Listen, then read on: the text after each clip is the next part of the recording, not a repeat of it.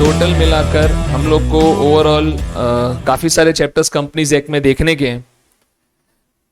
हमारे सिलेबस के अकॉर्डिंग ये हमारा चौथा चैप्टर है। कंपनीज एक्ट के अकॉर्डिंग ये सिलेबस का 8वां चैप्टर है, मतलब कंपनीज एक्ट का 8वां चैप्टर, क्योंकि कंपनीज एक्ट चैप्टर को नंबरिंग देता है सेक्शन के अनुसार। इसके सेक्शन आते हैं 123 से 127, फिर मैंने 128 से 148 ये अकाउंट्स एंड ऑडिट में कवर किया था। ये चैप्टर 5 था अपना। This is chapter 4। इसके नोट्स आज आप लोग के पास पहुंच जाएंगे, राइट? यहां तक क्लियर है क्या? से यस और नो। Is it clear? चीजें समझ में आ रही है क्या बोलना चाह रहा हूं?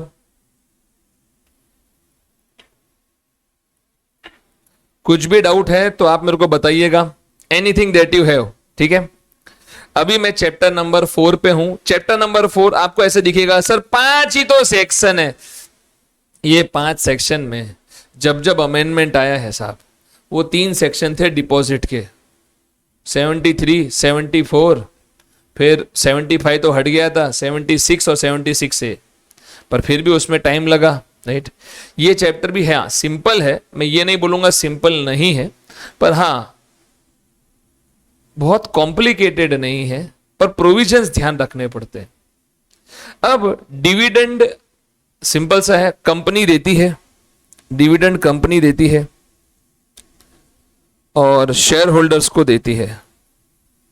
डिविडेंड देने से कंपनी के शेयर प्राइस, डिविडेंड की घोषणा करने से कंपनी के शेयर प्राइस बढ़ते हैं या घट जाते हैं? जल्दी जल्दी।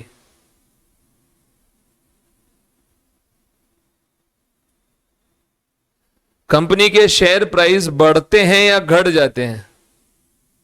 अपना लॉजिक जल्दी से बताओ यार। बढ़ते हैं या घट जाते हैं? आप ये मत बताना फ्यूचर में जाके क्या होता है। मैंने डिविडेंड की घोषणा की तो शेयर प्राइस कंपनी के शेयर्स का बढ़ेगा या घटेगा? साहब जहां पे भी तरक्की होती हुई दिखती है ना, तो एक बार शेयर प्राइस बढ़ता है साहब, समझना। बाद में क्या कहानी होती है वो सारी अलग होती है, पर एक बार के लिए शेयर प्राइस बढ़ता है। अपन ने एक बार अनाउंस कर दिया कि साहब हम डिविडेंड की घोषणा करेंगे, पर मालूम चला कि जो फाइनेंशियल स्टेटमेंट हमने देखे थे ना, वो पिछले साल के देख लिए गधों ने। अभी 2020-21 तो बहुत खराब गया था, पर उन्होंने उससे पहले वाले साल का देख लिया, उसके हिसाब से डिविडेंड की घोषणा कर दी, और बाद में मालूम चला कि फाइनेंशियल स्टेटमेंट गलत उठा लिया था।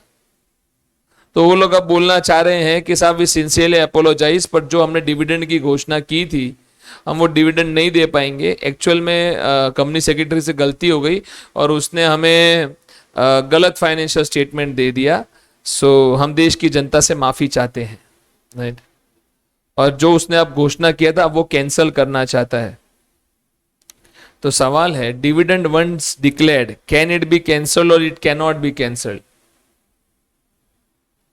Dividend once declared, can it be cancelled or it cannot be cancelled? Come on fast.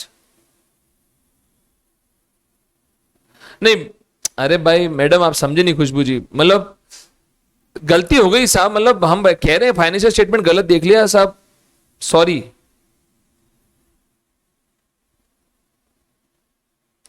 अरे पर गलती हो गई, माफी मांग रहा हूं ना श्वेता जी, रौनक भाई।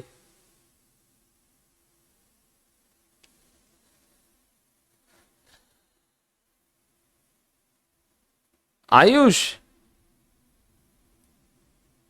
यार माफी मांग रहे हैं ना, चिरायु क्या बोलता है?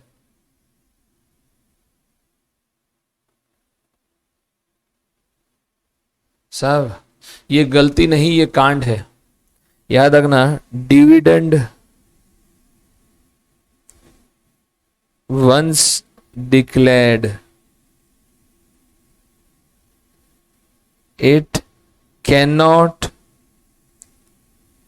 Ever be cancelled. एक बार डिक्लेयर हो गया, it can not ever be cancelled. ये कैंसल हो ही नहीं सकता साहब। एक बार डिविडेंड डिक्लेयर हो गया,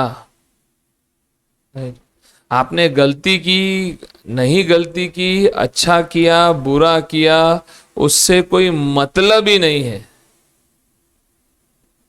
एक बार डिक्लेयर हो गया तो इसे कैंसल नहीं किया जा सकता। तो सर ये जो रूल है ये फाइनल डिविडेंड पे लगता है या इंटरिम डिविडेंड पे लगता है? ये इंटरिम समझते क्या? Middle of the year, middle of the year.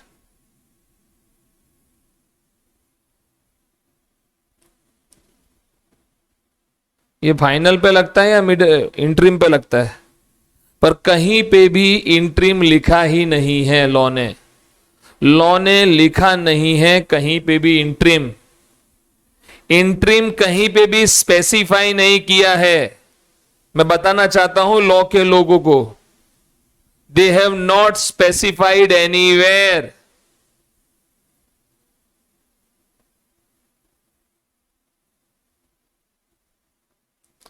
तो साहब एक चीज याद रखना, section 2 sub section 35 talks about definition of dividend, और डिविडेंड में क्लियर लिखा है dividend includes final dividend and interim dividend. स्पष्ट लिखा है, dividend includes final dividend and interim dividend, एकदम क्लियर कट। डिविडेंड में फाइनल डिविडेंड भी आएगा, इंटरिम डिविडेंड भी आएगा। Am I very clear with this? हाँ या ना? क्योंकि इससे देख, मैंने आपके ना पहले दोनों टॉपिक का मीनिंग क्लियर किया, टोटल मिला के ये रहा। ये पूरे चैप्टर की कहानी है, पूरे चैप्टर की कहानी जो मुझे है बतानी, मेरी ही जुबानी। सेक्शन 2 सब सेक्शन 35 मीनिंग, और बाद में आता है types. Everyone with this? Everyone with this? आज आपके पास पूरे इसके नोट्स पहुंच जाएंगे साहब, लेटेस्ट अमेंडेड वाले। देखो सही बताता हूं, इसमें क्या था, इसके इस वाले सेक्शन में और इसके इस वाले सेक्शन में बदलाव है, चेंज है, तो वो लेटेस्ट अमेंड डाल के मेरे को देने का था, तो वो आज डाल के आज आपको मिलेगा। ठीक है, दोनों काफी बड़े सेक्शन है और रेलेवेंट सेक्शन है। अब मेरी बात को ध्यान से सुनना, क्या कहता है 2 subsection 35, meaning of dividend. What is meaning of dividend? तो सिंपल है साहब, इसमें कुछ भी ऐसा कुछ नया नहीं है। ये सिर्फ इतना कहता है dividend includes interim dividend. Dividend में इंटरिम डिविडेंड भी आएगा, सिंपल है साहब। डिविडेंड में इंटरिम डिविडेंड आएगा। टाइप्स ऑफ डिविडेंड में ये लोग 2 बात करते हैं साहब। सबसे पहले ये बोलता है, बहुत ज़्यादा डिटेल मैंने इसमें डाला नहीं है, कहीं वो अपने मॉड्यूल में मीनिंग वीनिंग भी डाल के रखा था यार, राइट? उसका जरूरी नहीं है। टाइम क्या होता है, फाइनल में आ गए अभी, ये सब इतना तो अज्यूम्ड है। इंटरिम डिविडेंड क्या होता है, तो वही साल के बीच में, पर ये लोग साल के बीच में नहीं बोलते, ये बोलते हैं 2 AGM के बीच में। तो बिटवीन 2 AGM जो डिविडेंड डिक्लेयर होता है उसे इंटरिम डिविडेंड कहा जाता है, in middle of the year. तो साल के बीच में जो डिविडेंड डिक्लेयर होता है उसे इंटरिम डिविडेंड कहा जाता है। और साल खत्म होने के बाद आपको अगर पता हो तो हर AGM के 4 बिजनेस होते हैं, ऑर्डिनरी बिजनेस कहते हैं। एनी सज्जन पुरुष जो मुझे चारों के 4 बिजनेस बताना चाहेगा, जो देख के बताएगा, वो मेरा श्राप उसको लग जाएगा। बिना देखे कोई मुझे 4 ऑर्डिनरी बिजनेस बताना चाह रहा हो, बिना देखे कोई मुझे 4 ऑर्डिनरी बिजनेस बताना चाह रहा हो, बिना देखे देख के मत बताना साहब, बिना देखे 4 ऑर्डिनरी बिजनेस बताना है, very fast 4 ordinary business, very fast, short में लिख के बताओ, समझ में आ जाएगा, वेरी फास्ट। हैंड रेस करो, मैं उसको बोलने का मौका देता हूं, हैंड रेस करो, मैं उसको बोलने का मौका देता हूं, हैंड रेस करो, मैं उसको बोलने का मौका देता हूं। नहीं आया कोई भी जवाब, राइट। देखो साहब, 4 ऑर्डिनरी बिजनेस में एक तो था, हर एजीएम में हमारा एक काम होता है बुक्स ऑफ अकाउंट्स को पेश करने का, मतलब बैलेंस शीट पीएनएल जो हम बनाते हैं ना, उसको एजीएम में पेश करने का, ये पहला काम होता है। सेकंड काम होता है डिविडेंड की घोषणा करने का, जो डिविडेंड देना है, आपको नहीं देने का है तो बोल दो कि नहीं देने का है, देने का है तो बोल दो कि देने का है, पर डिविडेंड का क्या करने का है क्या नहीं करने का है, वो ऑर्डिनरी बिजनेस आता है। तीसरा आता है डायरेक्टर को अपॉइंट करने का है या हटाने का है, और चौथा आता है ऑडिटर को अपॉइंट करने का है, हटाने का है या उसकी सैलरी फिक्स करने का है। ये 4 काम होते हैं, जिसको क्या बोलते हैं, इन 4 कामों को क्या बोलते हैं, ऑर्डिनरी बिजनेस। क्या बोलते हैं इनको, ऑर्डिनरी बिजनेस। और ये 4 को छोड़ के बाकी सारे business, except this 4 all business are. अब बाकी के बिजनेस को क्या बोलते हैं, ये तो बोलो यार, ये 4 काम को छोड़ के बाकी के बिजनेस को क्या बोलते हैं, जल्दी बोलो यार, बाकी के बिजनेस को क्या बोलते हैं, स्पेशल बिजनेस। देख भाई, थोड़ा सा फंडामेंटल को जीवन में थोड़ा सा क्लियर रखने की कोशिश करना, life will be somewhat simplified. ये इंटर का काम था साहब, ये फाइनल का काम नहीं है। फाइनल में इंस्टीट्यूट ये मान के चलती है कि भाई इतना तो तुम लोग को आता ही होएगा साहब, राइट। तो डिविडेंड की घोषणा करना एक ऑर्डिनरी बिजनेस है। हर एजीएम में एक बहुत महत्वपूर्ण काम है डिविडेंड की घोषणा करना। उस डिविडेंड को फाइनल डिविडेंड कहते हैं। तो एजीएम पे जो डिक्लेयर होता है ना डिविडेंड, वो फाइनल डिविडेंड होता है, राइट। करना है नहीं करना वो चॉइस है, कोई जरूरी नहीं आप हर साल डिविडेंड दो, राइट, वो चॉइस है। पर अगर डिक्लेयर कर दिया, अगर डिक्लेयर कर दिया तो चुकाना तो पड़ेगा। अगर डिक्लेयर कर दिया तो, अगर डिक्लेयर कर दिया तो, अगर डिक्लेयर कर दिया तो, कर दिया तो, कर दिया तो, कर दिया तो पे तो करना पड़ेगा, चुकाना तो पड़ेगा। Everyone with this, say yes, say as if you mean it यार। हाँ, और नेचर के अनुसार ये बोलते हैं, देख भाई डिविडेंड कैसा होता है, नेचर के अनुसार, नेचर ऑफ शेयर्स के अनुसार। इक्विटी होता है, प्रेफरेंस होता है। इक्विटी में अगर प्रॉफिट हुआ तो देंगे, वरना नहीं देंगे। प्रेफरेंस में यहां पे देना तो पड़ेगा। इसमें भी 2 होते हैं, क्यूमुलेटिव और नॉन क्यूमुलेटिव। अगर इस साल नहीं दिया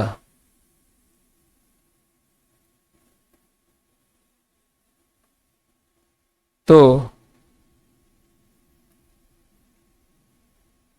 नेक्स्ट ईयर टोटल करके देना पड़ेगा। इस साल नहीं दिया ना, इस साल नहीं दिया तो नेक्स्ट ईयर टोटल करके देना पड़ेगा। और in this case non cumulative में ईयर टू ईयर देंगे पास्ट का कोई लेना देना नहीं है। अब साहब इसमें क्या है, आप लोग को है ना क्यूमुलेटिव प्रेफरेंस शेयर क्या होता है उसका भी मीनिंग दिया है, नॉन क्यूमुलेटिव प्रेफरेंस शेयर क्या होता है उसका भी मीनिंग दिया है। एग्जाम में अब ऐसा सब आता नहीं है यार, और मुझे ऐसा लगता नहीं है कि तुमको क्यूमुलेटिव और नॉन क्यूमुलेटिव बताना चाहिए। फिर भी क्यूमुलेटिव का मतलब है इस साल डिविडेंड नहीं मिला तो अगले साल जोड़ के मिलेगा, 2 साल तक नहीं दिया तो क्या तीसरे साल क्या तीनों साल का देना पड़ेगा। क्यूमुलेटिव में 2 साल तक नहीं दिया तो क्या तीसरे साल तीनों साल का देना पड़ेगा, तीनों साल का देना पड़ेगा, तीनों साल का देना पड़ेगा, अरे देना पड़ेगा क्या, बोलने ऐसा। और नॉन क्यूमुलेटिव में 2 साल तक नहीं दिया तो तीसरे साल, हर साल का स्पेसिफिक होगा, जो नहीं दिया सो नहीं दिया। नॉन क्यूमुलेटिव में जिस साल का बोला है उस साल का देना पड़ेगा, पास्ट ईयर का कोई लेना देना नहीं है। Same year is only the criteria. तो नेचर ऑफ शेयर के अनुसार डिविडेंड 2 प्रकार से, प्रेफरेंस और इक्विटी। इक्विटी में तो देख भाई अगर प्रॉफिट है तो प्रेफरेंस वालों को चुकाने के बाद जो पैसा बचता है आप इक्विटी वालों को दे सकते हो। प्रेफरेंस में 2 है, क्यूमुलेटिव नॉन क्यूमुलेटिव। अगर नहीं दे पाए तो नेक्स्ट ईयर आपको एक साथ टोटल करके देना पड़ेगा, वो है क्यूमुलेटिव। और जो जिस साल का है उस साल ही देना है वो है नॉन क्यूमुलेटिव। यहां तक क्लियर है क्या, हाँ या ना, हाँ या ना। तो साहब बड़ा सिंपल हिसाब किताब है। प्रेफरेंस शेयर, प्रेफरेंस ये बोलते हैं, अच्छा प्रेफरेंस वालों को 2 प्रेफरेंस मिलता है, मेरी बात सुनना साहब, प्रेफरेंस वालों को 2 प्रेफरेंस मिलता है, cumulative non cumulative, right. Equity share, इन सब की डेफिनेशन थी जो एग्जाम ओरिएंटेड नहीं आती है।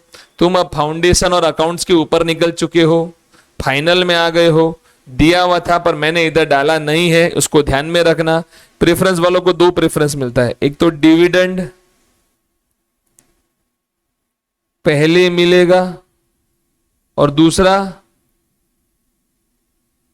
रीपेमेंट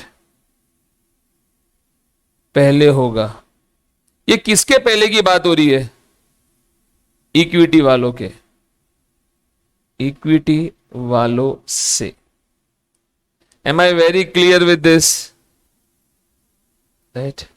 इक्विटी वालों को कोई प्रेफरेंशियल राइट्स कुछ नहीं मिलते हैं साहब, कोई प्रेफरेंशियल राइट कुछ नहीं मिलेगा। Am I very clear with this, am I very clear with this. देख भाई टोटल मिलाकर मेरे को इस पूरे चैप्टर के अंदर, डिविडेंड चैप्टर के अंदर 7 टॉपिक्स है। पहला टॉपिक मीनिंग ऑफ डिविडेंड का बात करता है कि डिविडेंड के अंदर प्रेफरेंस डिविडेंड भी आएगा, ठीक है। प्रेफरेंस बोल रहा हूं, इंटरिम डिविडेंड भी आएगा, जो फाइनल डिविडेंड है उसमें इंटरिम डिविडेंड भी आएगा। इसका मतलब है एक बार घोषित कर दिया तो चुकाना तो पड़ेगा। टाइप्स ऑफ डिविडेंड में 2 आते हैं, टाइम के अनुसार और नेचर ऑफ शेयर के अनुसार। टाइम के अनुसार इंटरिम और फाइनल हुआ है, दोनों चुका है बोला है तो चुकाना तो पड़ेगा। और शेयर्स के अनुसार 2 है, इक्विटी और प्रेफरेंस। इक्विटी वाला पैसा बचेगा तो देंगे, प्रेफरेंस वाले में क्यूमुलेटिव में नहीं भी बचा तो नेक्स्ट ईयर जोड़ के देंगे, नॉन क्यूमुलेटिव वाले में जिस साल का है उसी साल देंगे। और शेयर्स 2 प्रकार के होते हैं, इक्विटी और प्रेफरेंस। प्रेफरेंस वालों को 2 प्रेफरेंस मिलता है, एक तो डिविडेंड इक्विटी से पहले जाता है और रीपेमेंट इक्विटी से पहले होता है। इससे हमारे पहले 2 टॉपिक होते हैं समाप्त।